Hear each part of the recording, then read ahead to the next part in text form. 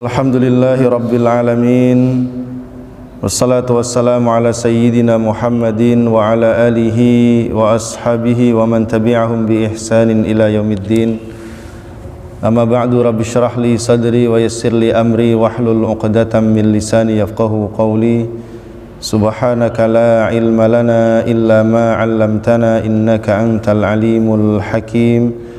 Allahumma 'allimna ma yanfa'una wanfa'na bima 'allamtana wa zidna ilman ya rabbal alamin. Allahumma inna nas'aluka ilman nafi'an wa rizqan tayyiban wa 'amalan mutaqabbalan wa shifaa'an min kulli da'in wa saqamin. Allahumma inna na'udzubika min qalbin la yakhsha' wa min ilmin la yanfa' wa min nafsin la tashba' wa min da'watin la yustajabu laha. Masyiral muslimin, jamaah salat subuh yang dimuliakan Allah Subhanahu wa taala. Kembali Allah pertemukan kita semuanya pagi hari ini dalam keadaan sehat, dalam keadaan dimampukan oleh Allah melaksanakan salat subuh berjamaah. Dan alhamdulillah kita bersyukur kita mampu, kita diberikan kemampuan untuk kembali mengkaji sebagian dari kemuliaan kepribadian daripada Rasulullah sallallahu alaihi wasallam yang dihimpun oleh Imam At-Tirmidzi dalam kitabnya Asy-Syama'il Al-Muhammadiyah. Pada kesempatan pagi hari ini insyaallah kita akan membahas bab yang ke-53, yaitu bab majaa fi wafati Rasulullah sallallahu alaihi wasallam. Bab yang 54, bab majaa fi wafati Rasulullah sallallahu alaihi wasallam, bab yang menjelaskan tentang wafatnya Rasulullah sallallahu alaihi wasallam. Disebutkan wahiya a'zamul masaib, bahwa wafatnya Rasulullah sallallahu alaihi wasallam itu adalah musibah yang paling besar, di mana belum pernah dalam sejarah kaum muslimin ada musibah yang lebih besar melebihi musibah wafatnya Rasulullah sallallahu alaihi wasallam. Jadi kalau Al-Quran menggambarkan bahwa kehadiran Rasulullah sallallahu alaihi wasallam itu merupakan karunia besar, seperti dalam surah Ali Imran, laqad mannallahu 'alal mu'minin, laqad manna, sungguh Allah benar-benar telah memberikan anugerah karunia, yaitu dengan mengutus seorang rasul kepada orang-orang yang beriman, yang tugasnya adalah membacakan ayat Al-Quran, membersihkan hati mereka, dan sekaligus mengajarkan kepada mereka hukum-hukum Al-Quran. Itu anugerah besar diutusnya Rasulullah sallallahu alaihi wasallam. Maka wafatnya Rasulullah adalah merupakan musibah yang paling besar. Ungkapan seperti ini disampaikan diantaranya oleh Imam Ibnu Abdil Bar dalam kitabnya At-Tamhid. Beliau mengatakan al-musibatu bihi sallallahu alaihi wasallam a'zam min kulli musibatin yusabu bihal muslimu ba'dahu ila yaumil qiyamah, bahwa musibah wafatnya Rasulullah sallallahu alaihi wasallam adalah musibah paling besar dibandingkan semua musibah yang pernah dialami kaum muslimin setelah sepeninggal beliau sampai dengan hari kiamat. Jadi musibah apapun yang terjadi kepada umat ini sampai dengan hari kiamat itu masih kalah besarnya dengan musibah wafatnya Rasulullah sallallahu alaihi wasallam. Mengapa demikian? Inqata'al wahyu, karena dengan wafatnya beliau menandai terputusnya wahyu untuk selamanya. Karena kehidupan beliau berarti tersambungnya wahyu, Pak. Kalau beliau masih hidup, tandanya berarti wahyu itu masih akan terus turun. Artinya segala macam persoalan hidup yang dihadapi manusia selama beliau masih hidup itu dengan sangat mudah akan selesai. Kenapa? Allah dengan mudah menurunkan jawaban dan solusinya melalui lisan Rasulullah sallallahu alaihi wasallam, sehingga akan sangat meminimalisir terjadinya perbedaan, perselisihan, apalagi perpecahan. Selesai dengan Rasulullah sallallahu alaihi wasallam. Ya, tetapi dengan wafatnya Rasulullah sallallahu alaihi wasallam berarti wahyu telah terputus untuk selamanya. Yang itu tandanya berarti kalau ada persoalan yang dihadapi kaum muslimin, tidak ada lagi tempat bertanya. Ya, mereka harus berijtihad dengan kemampuan mereka, yang tentu setiap orang kemampuannya berbeda daripada yang lain, sehingga memunculkan perbedaan pendapat, perselisihan, bahkan tidak jarang kita melihat juga menjadi perpecahan. Makanya disebut sebagai musibah terbesar. Wa matatin nubuwah, dan dengan wafatnya beliau juga matat an-nubuwah, kenabian telah mati. Karena tidak akan ada lagi nabi setelah wafatnya Rasulullah sallallahu alaihi wasallam. Tidak akan ada lagi rasul setelah Nabi Muhammad sallallahu alaihi wasallam. Ya, karenanya salah satu sahabat perempuan, ya, sahabiyah, kalau tidak salah namanya Ummu Aiman, datanglah Abu Bakar As-Siddiq dengan Umar bin Khattab mengunjungi Ummu Aiman. Ummu Aiman ini salah satu, ya, sahabiyah yang selama hidupnya sering dikunjungi oleh Rasulullah sallallahu alaihi wasallam. Jadi punya kedekatan. Ketika Abu Bakar As-Siddiq dan Umar bin Khattab mengunjungi Ummu Aiman, didapati Ummu Aiman sedang menangis. Saking begitu besar kesedihan dalam tangisannya itu, Abu Bakar dan Umar pun sampai ikut nangis. Ya. Lalu Abu Bakar bertanya, apa yang membuat engkau menangis? Ummu Aiman menjawab, aku mengingat Rasulullah sallallahu alaihi wasallam. Ketika dijawab begitu, nangisnya makin kencang, Pak, makin sedih. Lalu Ummu Aiman mengatakan, aku menangis bukan semata-mata karena wafatnya Rasulullah sallallahu alaihi wasallam, tapi aku menangis karena dengan wafatnya beliau berarti wahyu dari langit telah terputus untuk selama-lamanya. Jadi kesedihannya itu bukan sekedar karena kehilangan sosok seseorang yang dicintai, tapi lebih kepada apa yang dibawa oleh sosok manusia agung ini, yaitu Nabi Muhammad SAW. Keberadaan beliau itu merupakan solusi, anugerah dan rahmat, tidak hanya bagi kaum muslimin, tapi bagi seluruh alam semesta. Maka dengan wafatnya beliau menandai semua itu telah berakhir. Itulah yang membuat para sahabat bersedih hati. Ma'asyiral muslimin jamaah rahimakumullah. Al-wafatu, wafat artinya al-maut, kematian. Diambil dari kalimat bahasa Arab wafa yafi, artinya telah sempurna. Maka orang yang disebut telah wafat artinya telah sempurna ajalnya, karena dia telah menyempurnakan batas waktu yang Allah berikan kepadanya. Hadis yang pertama adalah hadis dari Anas bin Malik radhiyallahu an. Qala, ia berkata, akhiru nadhratin nadhartuha ila Rasulillahi sallallahu alaihi wasallam kashafas sitarata yaumal itsnain fanadhartu ila wajhihi ka'annahu waraqatu mushafin wan nasu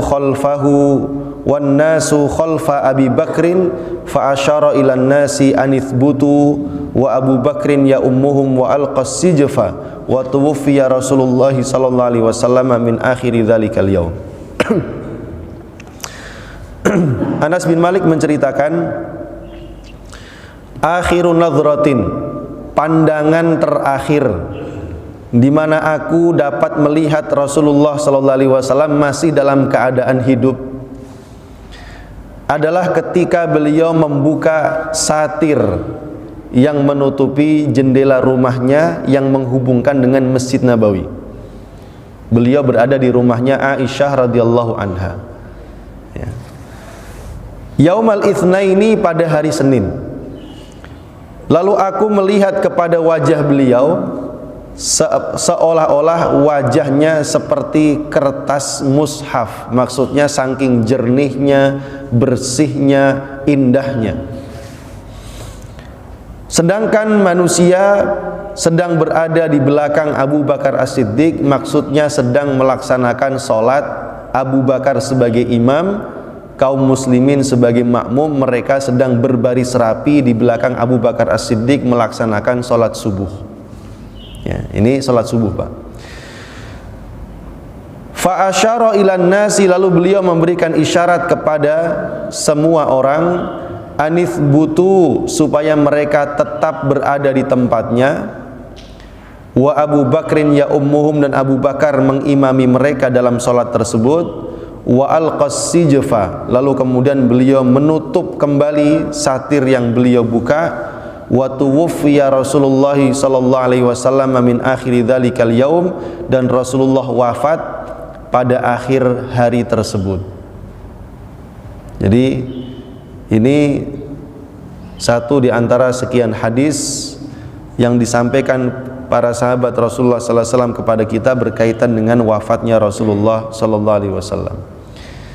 Ya.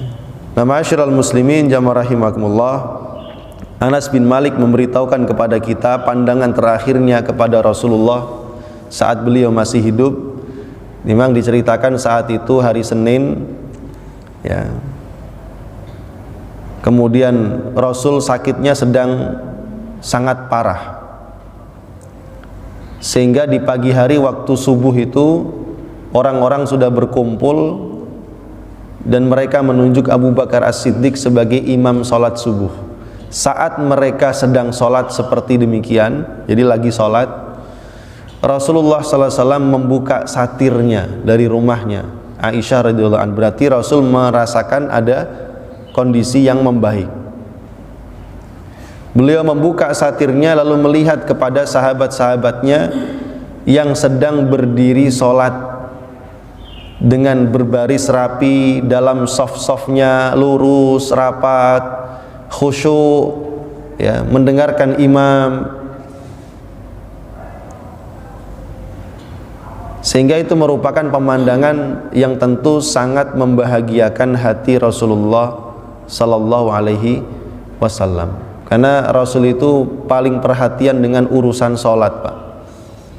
Bahkan beberapa hadis menyebutkan di antara kalimat-kalimat yang diucapkan oleh Rasulullah sallallahu alaihi wasallam di detik-detik terakhir menjelang kematiannya, beliau banyak sekali menyebut as-shalah, as-shalah wa ma malakat aimanukum. Artinya apa? Perhatikanlah sholat, perhatikanlah sholat, dan orang-orang yang kalian kuasai, maksudnya adalah para hamba sahaya.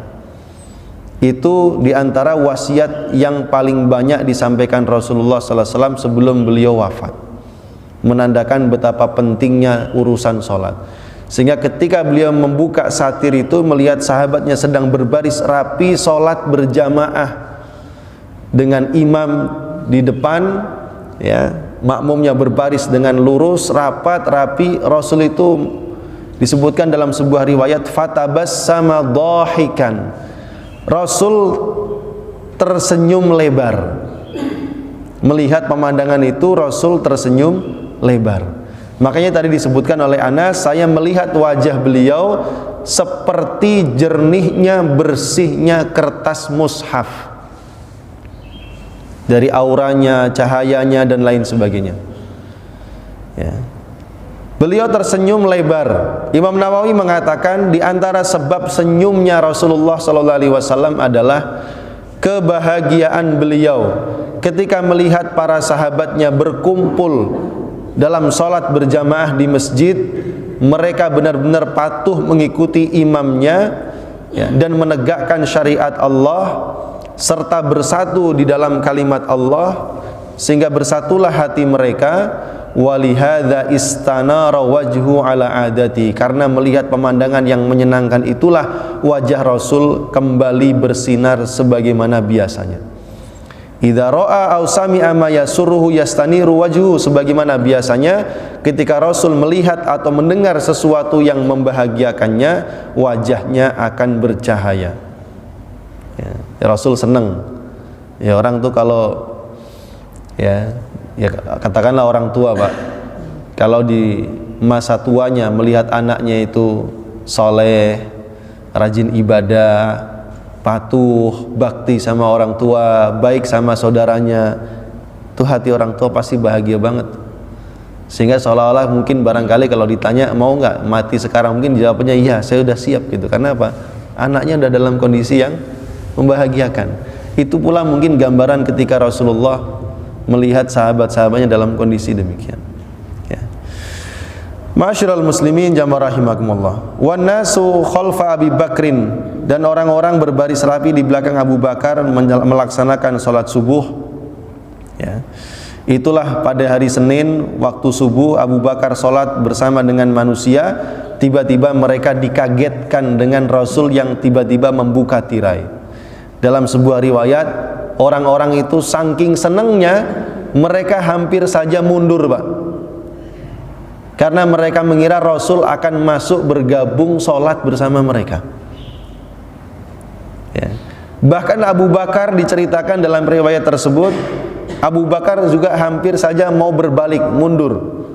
Tapi tadi dikatakan fa'asyara, Rasul memberikan isyarat anithbutu, supaya mereka ini tetap pada posisinya, tidak mundur, tidak kemana-mana, tetap melanjutkan sholat sebagaimana yang Rasul saksikan tadi.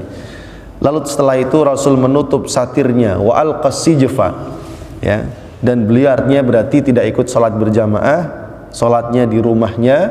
Dan disebutkan dalam hadis tadi Rasul wafat di akhir hari Senin tersebut. Berarti kalau hari ini Senin beliau melihat sahabatnya sholat, ya, di hari itu pula Rasulullah sallallahu alaihi wasallam wafat. Ya.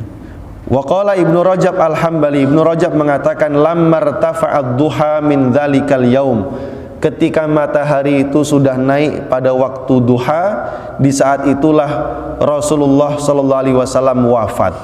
Tuwfiya hina zagatis syamsu wal awwalu asah. Rasulullah wafat di waktu duha, ya, hina ishtaddat duha, waktu duha yang paling panas, berarti sekitaran mungkin di atas jam 10-an. Waktu duha yang paling panas, 10 ke atas, ya. Min yaumil itsnaini, pada hari Senin, fi mithlil waqtil ladzi dakhala fihi al-Madinata hina hajara ilaiha. Beliau wafat pada hari Senin dan pada waktu yang sama saat beliau pertama kali menginjakkan kaki masuk ke kota Madinah. Jadi hari Senin itu memang istimewa, Pak, buat Rasul. Senin itu hari lahirnya.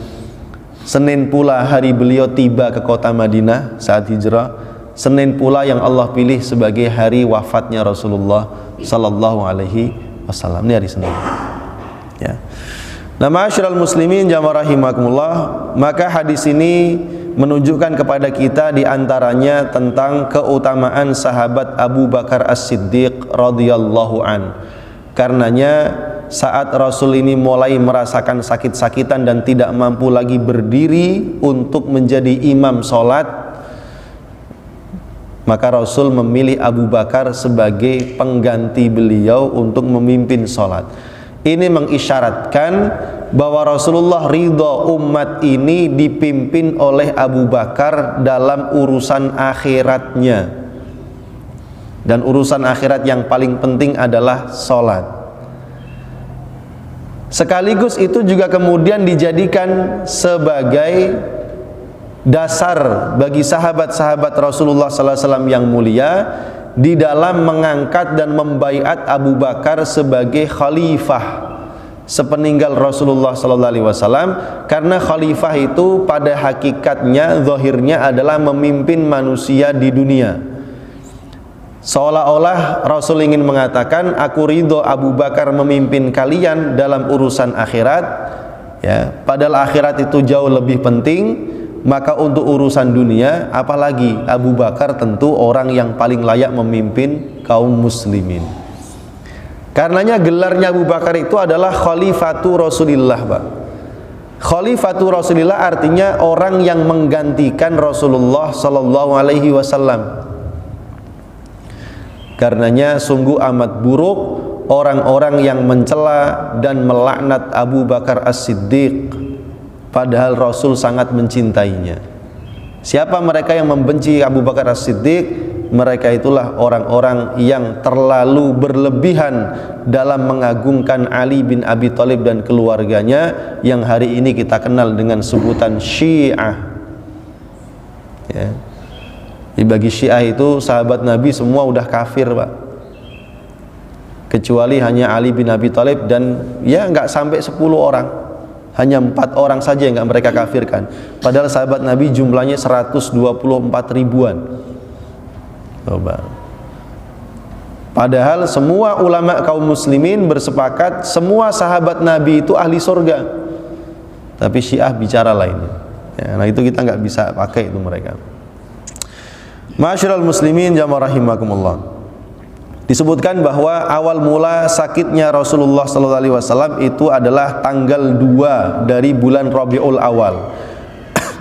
Ada yang mengatakan tanggal 23 Safar, yaitu dimulai dengan merasakan sakit kepala, ya, sakit kepala yang tidak biasa, amat sangat sakit beliau rasakan hingga beliau meminta izin kepada semua istri-istrinya, beliau minta dirawat di rumah Aisyah radhiyallahu anha. Ya. Bukan karena Aisyah itu paling muda, bukan, tapi memang Aisyah itu paling istimewa di hati Rasulullah sallallahu alaihi wasallam. Ya, apakah ini menandakan Rasul tidak adil? Bukan, Pak. Rasul itu manusia paling adil.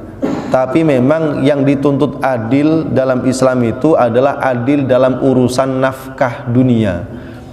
Ya, membagi urusan dunia, waktu nginep, ya, sekaligus juga nafkah berupa biaya hidup. Ini dituntut adil sesuai dengan kebutuhan. Tapi kalau urusan hati, ini Allah juga sangat memaklumi. Rasulullah memohon ampun kepada Allah, ya Allah, ampunilah aku pada hal yang aku tidak mampu melakukannya. Apa itu? Yang membagi kasih sayang, Pak. Bagaimanapun tidak bisa dipungkiri, Aisyah memang istri Nabi yang paling dicintai daripada yang lain. Tapi itu semua tidak menghalangi Rasul untuk berbuat baik dan berbuat adil dalam urusan nafkah kepada yang lain. Ya. Baik, ma'asyiral muslimin jamaah rahimakumullah. Lalu kemudian beliau tinggal di rumah Aisyah radhiyallahu anha dengan seizin semua istrinya dan tetap berada di sana sampai beliau meninggal dunia. Tadi pada ada yang sebagian mengatakan 12 Rabiul Awal. Jadi wafatnya juga hampir sama dengan tanggal lahirnya Rasulullah sallallahu alaihi wasallam, walaupun kalau tanggal lahirnya sebagian itu ulama berbeda pendapat.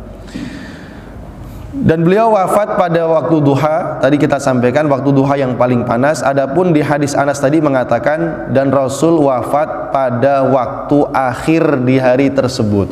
Seolah-olah akhir itu berarti kan sore. Padahal yang benar adalah di waktu duha. Lalu bagaimana maksudnya? Apakah Anas berbohong? Tentu tidak. Ini maksudnya adalah para ulama memahami, Anas mengatakan demikian, maksudnya apa? Manusia itu, sahabat-sahabat Nabi di kota Madinah baru sadar kalau Rasul itu benar-benar telah wafat itu di sore hari. Bismillah.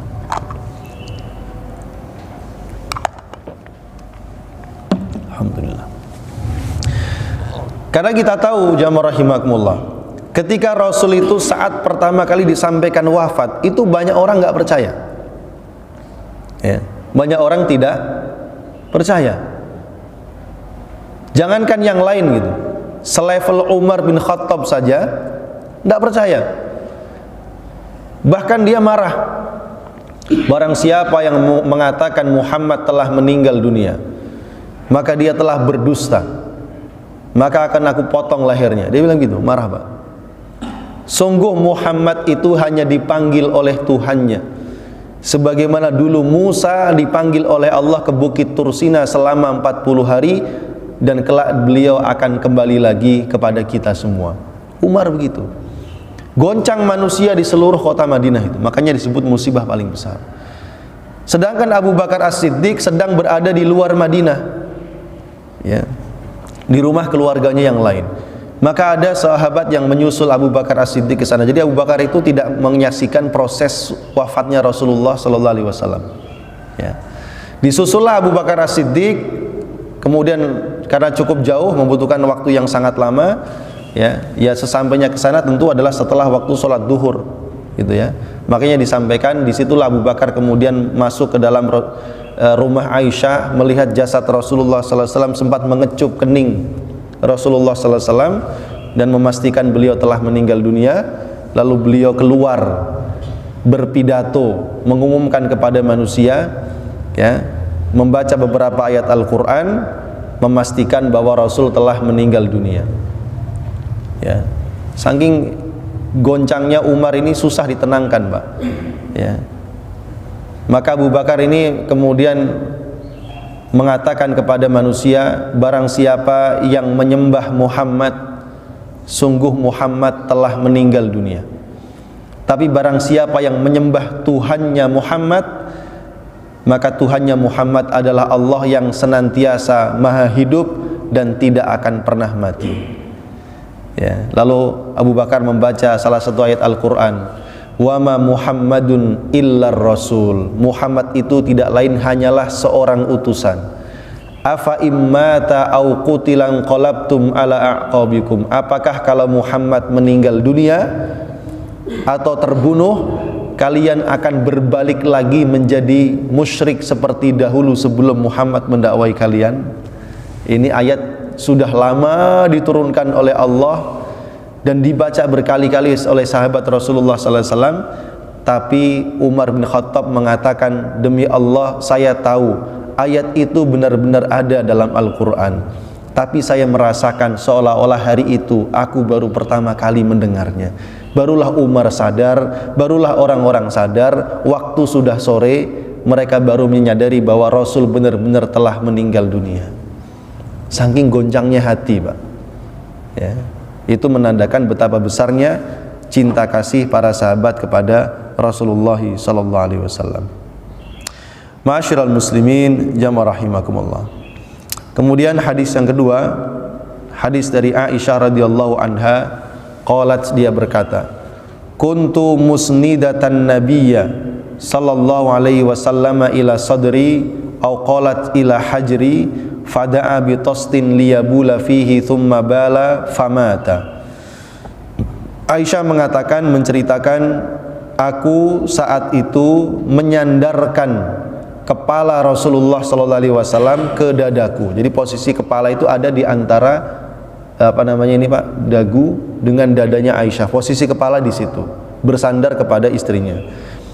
Au qalat ila hijri, ada yang mengatakan atau pada pangkuanku. Lalu beliau meminta satu bejana berisi air, liyabula fihi, supaya beliau kemudian membuang air kecil dengannya. Lalu beliau kemudian buang air kecil, dan setelah itu tidak lama beliau meninggal dunia. Jadi Rasul meninggal dunia berada di pangkuan istrinya yang paling dicintai, yaitu Aisyah radhiyallahu anha. Karena Rasul ini pernah ditanya oleh sahabat Amr bin As, ya. Amr bin As bertanya, man ahabbul khalqi ilaika, siapakah manusia yang paling engkau cintai ya Rasulullah? Sebenarnya Amr itu pengen supaya jawabannya itu adalah Amr bin As, tapi Rasulullah menyebut Abu Bakar, terus siapa lagi? Di antara yang disebut adalah Aisyah radhiyallahu anha. Ini menandakan bahwa memang di antara istri-istri Nabi itu 9 ya, yang hidup bersama Nabi di Madinah, yang paling dicintai adalah Aisyah radhiyallahu anha.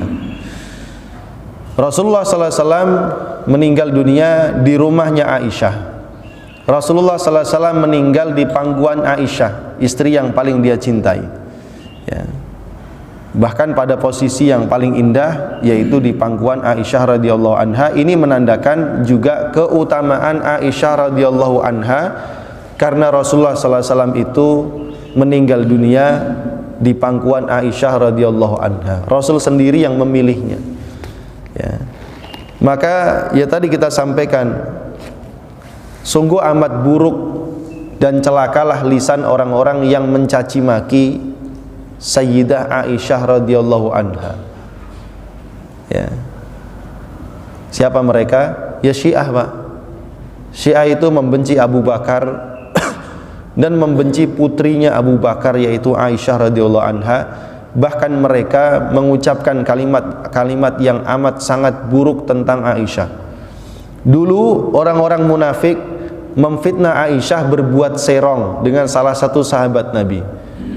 Lalu Allah membebaskan Aisyah dengan diturunkannya ayat Al-Quran surah An-Nur ayat 11 sampai 20 yang menegaskan tentang kebersihan dan kesucian Aisyah dari semua tuduhan-tuduhan yang keji itu. Tapi orang Syiah tidak menggubris itu. Karenanya orang Syiah berarti kedudukannya tidak beda sama orang munafik. Karena di dalam ayat-ayat tersebut Allah mengancam siapapun yang menuduh Aisyah dengan perbuatan keji, Allah akan membalasnya dengan siksaan yang amat sangat berat. Ya. Ma'asyiral muslimin jamaah rahimakumullah. Aisyah radhiyallahu anha memberitahukan kepada kita tentang bagaimana salah satu proses Rasul itu sampai meninggal dunia, yaitu beliau bersandar di pangkuan atau di dada Aisyah radhiyallahu anha, kemudian beliau minta wadah bejana yang berisi air, kemudian beliau buang air kecil di situ, ya. Sehingga apa? Berarti beliau telah membersihkan dirinya dari kotoran dunia. Setelah itu tidak lama kemudian Rasulullah SAW kemudian menemui ajalnya tepat di pangkuan Aisyah radhiyallahu anha. Nah, ini juga memberikan pelajaran tentang az-zaujah as-salihah. Seorang istri yang soleh itu tetap melayani suaminya sampai detik-detik terakhir kematiannya. Ya, ini menandakan kesetiaan, cinta kasih, ya, dan ya semua hal yang menggambarkan itu. Ya. Ini juga menunjukkan tentang betapa besarnya rasa cinta Rasulullah SAW kepada istrinya ini, ya, sehingga beliau memilih meninggal di pangkuan Aisyah radhiyallahu anha. Laisa lirrajuli inda maradi illa hananu zaujatihi wa riayatiha lahu. Tidak ada lagi orang yang bisa diharapkan berkasih sayang kepada seorang lelaki pada saat-saat yang paling sulit, ya, kecuali istrinya sendiri. Ya, maka kalau ada di antara kita yang mendapati kita memiliki istri yang demikian, Pak, maka itu sebuah keberuntungan yang sangat besar. Patut kita syukuri, ya. Dengan apa? Ya, dengan berbuat baik kepada istri, ya, seperti yang dicontohkan oleh Rasulullah sallallahu alaihi wasallam. Hadis ini juga memberikan kepada kita pelajaran talbiyatu ma yuridul muhtadir inda mautihi malam ya'mur bi muharram. Dianjurkannya menuruti kemauan orang yang dalam kondisi mendekati ajal. Apapun yang dia minta bagusnya dituruti. Minta makan, minta minum, minta duduk, minta apapun, selama dia tidak meminta sesuatu yang haram. Mohon maaf, ada orang karena kebiasaan hidupnya itu suka mabuk-mabukan, jadi yang terlintas di alam bawah sadarnya menjelang mati itu ya minta botol. Yang seperti ini tentu tidak boleh dituruti, Pak. Ya kan? Kalau itu dituruti terus kemudian dia mati, ya matinya su'ul khotimah. Karena sebelum mati sempat berbuat dosa, kan begitu. Tapi selama permintaannya itu bukan sesuatu yang haram, turuti. Minta makan. Kan ada orang itu sakit, nggak mau makan, tiba-tiba sehat minta makan, nggak lama meninggal. Ya begitu diantaranya. Ya, karena ada hadis Rasulullah SAW, tidaklah suatu jiwa itu akan menemui kematiannya kecuali setelah menyempurnakan rizkinya. Berarti kalau masih ada rizkinya itu yang belum dia dapatkan, ya dia nggak akan mati sampai rizkinya itu didapatkan. Mungkin dia ditetapkan oleh Allah, ya, rizki terakhirnya adalah semangkok bakso, Pak. Maka ketika dia menjelang kematian sehat, minta bakso dia. Setelah makan, baksonya habis mungkin, atau mungkin separohnya, berarti rizkinya sudah sempurna. Berarti menandakan ajalnya telah tiba. Ya. Nah, di sini juga Rasulullah SAW kita lihat tadi beliau meminta bejana untuk keperluan beliau buang air kecil dan Aisyah pun menurutinya. Ya. Baik. Ma'asyiral muslimin jamaah rahimakumullah. Hadis yang ketiga dalam bab ini masih dari Aisyah radhiyallahu anha, qalat, ia berkata, ra'aitu Rasulullah sallallahu alaihi wasallam wa huwa bil mauti wa indahu qadahun fihi ma'un wa huwa yudkhilu yadahu fil qadah thumma yamsahu wajhahu bil ma' thumma yaqul Allahumma a'inni ala munkarat aw qala ala sakaratil mauti. Dari Aisyah, beliau mengatakan, saya melihat Rasulullah sallallahu alaihi wasallam wa huwa bil maut, beliau sedang menghadapi kematiannya. Sedangkan di sisinya terdapat qadah, semacam wadah berisi air. Ya. Lalu beliau memasukkan tangannya ke dalam wadah itu, kemudian mengangkatnya dan mengusapkan tangan itu di wajahnya. Wajah tangan yang ada airnya ini basah, diusapkan ke wajahnya. Kemudian beliau mengatakan, membaca doa, Allahumma ya Allah a'inni, tolonglah aku, ala munkarat ay ala sakaratil maut, tolonglah aku dalam menghadapi sakaratul maut. Ya. Sakarat, sakar, artinya itu sakau, Pak, mabuk. Ya. Sakarat artinya jamak dari mabuk. Orang dalam menghadapi kematian itu kita mungkin sering atau pernah menyaksikan bagaimana orang proses sakaratul maut, antara sadar dan tidak sadar, napasnya terengah-engah. Itulah yang disebut dengan sakaratul maut, proses dicabutnya roh. Ya. Sehingga dikatakan seperti orang yang mabuk, sadar nggak sadar, sadar nggak sadar. Ya. Nah, kondisi yang demikian itu dialami oleh Rasulullah sallallahu alaihi wasallam. Ya.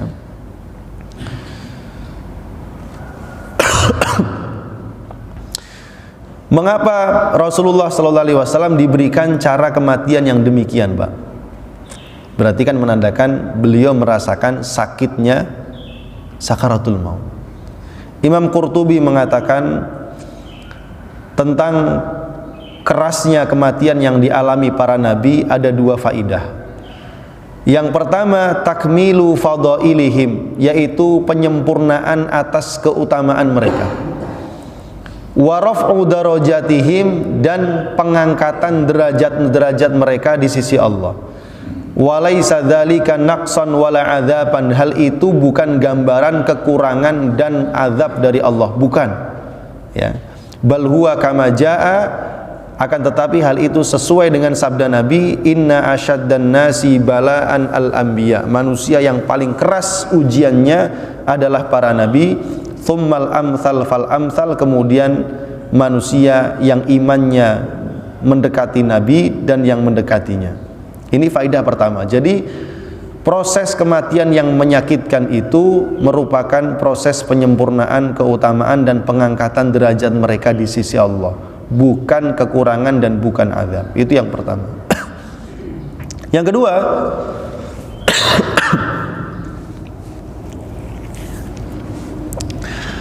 ayya'rifal khalqu miqdara alamil maut, faqad yatali'ul insanu ala ba'dil mauta wala yara alaihi harakatan wala qalaqan wa yara suhulata khuruji ruhihi fayadhunnul amra sahlan wala ya'riful mal mayyitu fihi. Hal itu sengaja Allah jadikan seperti demikian supaya apa? Supaya manusia itu benar-benar menyaksikan bahwa kematian itu menyakitkan.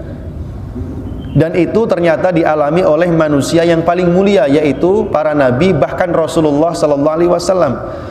Ya. Supaya manusia itu tidak mengira bahwa kalau ada orang yang mati tanpa merasakan atau dilihat darinya, zahirnya tidak kelihatan sakaratul maut yang menyakitkan, jangan mengira itu merupakan tanda husnul khotimah. Gitu, Pak. Jadi tidak semua orang itu ketika mati mengalami sakarat yang menyakitkan. Ada orang yang tiba-tiba mati begitu saja. Ya, Pak, ya. Ada ya. Nah, di sini Imam Qurtubi mengatakan kepada kita, proses kematian yang tampak kelihatan sangat mudah itu tidak menandakan husnul khotimah atau tidak menandakan gambaran yang sebenarnya, karena manusia sama sekali tidak melihat apa yang dirasakan oleh mayit yang meninggal itu, ya. Kelihatannya nggak terengah-engah, kelihatannya tidak seperti apa gitu ya, tiba-tiba meninggal dunia. Buktinya apa? Buktinya kalau Rasul saja mengalami kondisi yang sedemikian sakit, padahal beliau manusia yang paling mulia, ya, berarti itu bukan merupakan pertanda su'ul khatimah. Bukan berarti orang yang ketika mati itu mendapatkan sakarat tadi itu, yang proses yang sakit itu juga tidak menandakan su'ul khatimah, tidak sama sekali, ya. Jadi tidak bisa kita lihat dohirnya. Falamma dzakaral anbiya'u shadiquna shiddatal maut ma'a karamatihim 'ala Allah qata'al khalqu bi shiddatil maut alladhi yuqasihil mayyitu mutlaqan li ikhbari shadiqi anhu ma khala syahid qatilal kuffar 'ala ma thabata fil hadis. Sehingga kita mengambil pelajaran inna shiddatal mauti la tadullu 'ala naqsil martabah, bahwa kematian yang sulit tidak lantas memberikan kepada kita sebuah gambaran tentang rendahnya derajat seseorang yang mati dalam kondisi sulit itu, ya. Bukan berarti kemudian posisinya rendah di sisi Allah Subhanahu wa taala. Jadi proses sakarat yang sakit itu, Pak, itu juga Allah jadikan sebagai bagian yang menggugurkan dosa dan kesalahan kita. Jadi kalau ada orang soleh, orang alim, kok sakaratnya ini lama, itu menurut para ulama adalah begitulah cara Allah untuk menggugurkan dosa-dosa dan kesalahannya. Biar cukuplah dia diberikan oleh Allah kafarat ketika di dunia, sehingga nanti kalau dia sudah benar-benar mati, masuk ke alam kubur, apalagi kelak di akhirat, dia sudah tidak ada lagi dosa dan kesalahan yang perlu diberikan balasan oleh Allah. Jadi begitu, ya. Sebagaimana kita menganggap sakit kita di dunia ini, kalau kita sakit, kan kita meyakini sakit kita itu adalah kafarat atas dosa-dosa kita. Sehingga seorang mukmin itu ketika dia sakit tetap tenang dan bahkan senang, bahkan bisa mengucapkan alhamdulillah.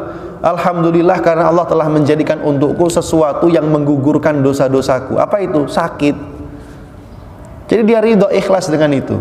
Begitu pula dengan proses sakitnya sakaratul maut, itu merupakan bagian daripada kafarat atas dosa-dosa yang telah kita lakukan, supaya kita manusia ini meninggal dunia dalam keadaan tidak membawa dosa dan kesalahan, ya. Sehingga tadi kita simpulkan, kematian yang mengalami sakaratul maut yang susah tidak lantas menunjukkan orang ini orang yang buruk, bukan.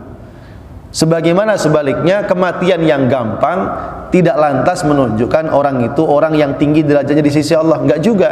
Tergantung bagaimana amal perbuatannya di dunia, selama hidupnya gimana, sampai terakhir menjelang kematiannya bagaimana. Kalau menjelang kematiannya dia bertaubat kepada Allah, banyak melakukan kebaikan-kebaikan, insya Allah dia husnul khatimah.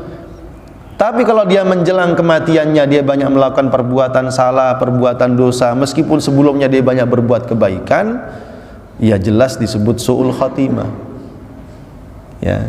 Kita harus ingat hadis Nabi, ada seseorang melakukan kebaikan sampai 50 tahun lamanya, sehingga jarak antara dia dengan surga tinggal sejengkal, Pak. Atau bahkan dalam riwayat yang lain tinggal sekali tegukan air. Jarak dia dengan surga itu tinggal waktunya sedikit lagi. Tapi rupanya justru di waktu sedikit itulah dia bermaksiat kepada Allah dan mati di atas kemaksiatan.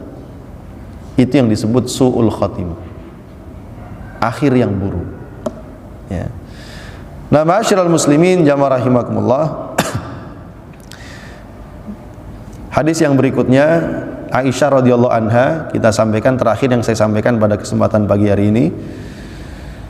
Qalat, dia berkata, la aghbitu ahadan bihauni mautin ba'dal ladzi ra'aitu min syiddati mauti Rasulillah sallallahu alaihi wasallam. Aisyah mengatakan, la aghbitu. Aku tidak iri kepada siapapun. Ya. Bihauni mautin, karena mudahnya kematian. Setelah aku melihat apa yang aku lihat pada sulitnya atau susahnya kematian Rasulullah sallallahu alaihi wasallam. Jadi Aisyah itu dulu mengira bahwa kalau orang itu matinya gampang, itu berarti orang baik. Maka beliau ini, Aisyah, mendambakan kematian yang demikian. Itu namanya aghbitu. Artinya iri dengan orang yang mati dengan cara demikian, Pak. Ini iri yang baik. Bahasa Arabnya bukan hasad. Karena kalau semua hasad itu buruk, Pak. Hasad itu iri dengki. Apa itu? Tidak suka melihat orang lain dapat kesenangan dan kenikmatan. Itu minimal. Batas paling beratnya iri dengki itu dia ingin menghilangkan nikmat itu dari orang tersebut. Dia berusaha keras bagaimana orang yang dibenci itu kehilangan nikmat. Itu namanya hasad. Dan itu penyakit hati yang paling buruk. Ya. Dan itulah penyakit pertama yang menderita penyakit hasad itu adalah iblis. Hasad kepada Nabi Adam alaihissalam. Ya. Nah, sedangkan di sini bukan hasad tapi ghibthah. Ghibthah itu apa? Mendambakan kebaikan seperti yang didapatkan orang lain. Lihat orang lain rajin sholat jamaah, senang, saya pengen juga tuh kayak dia rajin sholat jamaah di masjid. Ya, ini kan namanya ghibthah. Saya senang kalau bisa seperti orang itu rajin bersedekah setiap hari di waktu subuh, di waktu duha, dan waktu kapanpun. Itu namanya ghibthah. Nah, Aisyah radhiyallahu anha ini beliau juga punya ghibthah, mendambakan kematian yang mudah seperti yang pernah disaksikan. Ya. Lalu di sini beliau ketika setelah wafatnya Rasulullah di pangkuannya, Aisyah melihat dan menyaksikan sendiri dengan mata kepalanya betapa beratnya Rasul menjalani sakaratul mautnya. Setelah itu Aisyah mengatakan, ya, bahwa setelah aku melihat betapa beratnya Rasul menjalani proses sakaratul mautnya, aku tidak lagi mendambakan kematian yang mudah seperti yang dialami oleh orang yang lain. Ini memperkuat hadis sebelumnya bahwa kemudahan dalam proses kematian itu bukan diantara pertanda kemuliaan. Tidak lantas seperti demikian. Ya, bukan pula menunjukkan bahwa orang ini kemudian ditinggikan derajatnya oleh Allah Subhanahu wa taala. Tidak, karena buktinya Nabi saja mengalami sakaratul maut yang sangat berat, ya. Baik, ma'asyiral muslimin jamaah rahimakumullah. Demikian barangkali yang bisa disampaikan pada kesempatan pagi hari ini, ya. Kurang lebihnya mohon dimaafkan. Ada 1, 2, 3, 4 hadis yang kita sampaikan. Masih ada 10 lagi yang akan kita bahas, ya, perlahan-lahan saja supaya kita bisa mendapatkan manfaat yang sangat banyak dari hadis-hadis Nabi ini. Karena ini babnya memang bab wafatnya Rasulullah SAW. Tentu yang menceritakan adalah orang lain, ya, tetapi menceritakan tentang Rasulullah SAW. Yang menceritakan orang terdekatnya tadi Anas bin Malik. Anas bin Malik ini memang melayani Rasul sejak beliau tinggal di Madinah. Aisyah apalagi sebagai istri beliau. Nah, inilah orang-orang yang dicintai, dikasihi beliau, sangat dekat dengan beliau, ya, menceritakan dan menyaksikan sendiri apa yang mereka lihat bersama dengan Rasulullah SAW. Wallahu a'lam bishawab.